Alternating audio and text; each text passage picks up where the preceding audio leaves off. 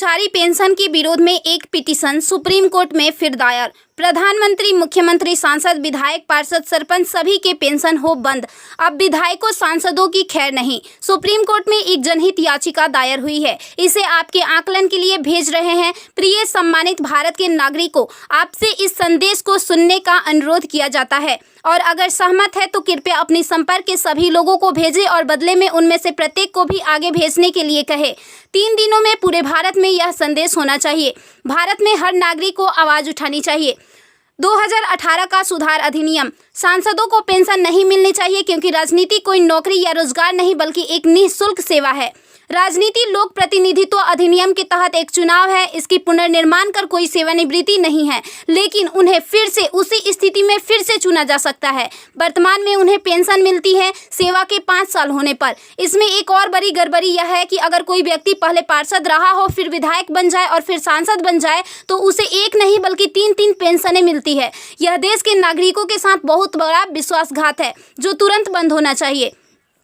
केंद्रीय वेतन आयोग के साथ संसद सदस्यों, सांसदों का वेतन भत्ता संशोधित किया जाना चाहिए और इनको इनकम टैक्स के दायरे में लाया जाए। वर्तमान में वे स्वयं के लिए मतदान करके मनमाने ढंग से अपने वेतन व भत्ते बढ़ा देते हैं और फिर उस समय सभी दलों के सुर एक हो जाते हैं। इसके उल्टा जो व्यक्ति अपने जीवन काल में 30 या 40 वर्षों तक शासकीय सेवा कर सेवानिवृत्त होता है, उसकी पेंशन बंद कर दिया जाता है।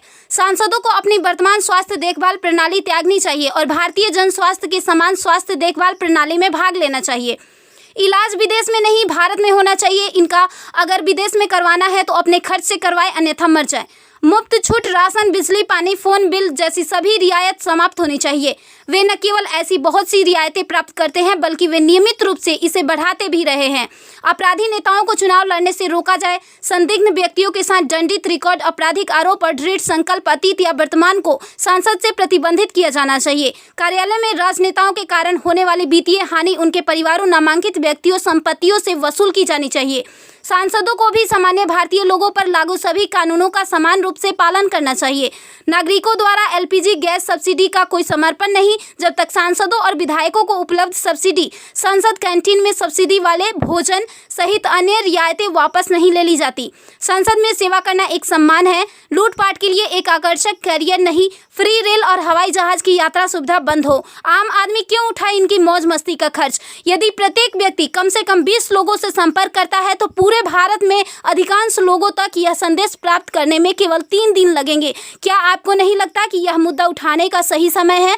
यदि आप उपयुक्त से सहमत है तो इसे फॉरवर्ड करें, यदि नहीं तो बस हटाएं। आप मेरे 20+ में से एक है। कृपया इसे जारी रखें। धन्यवाद। जय हिंद। वंदे मातरम।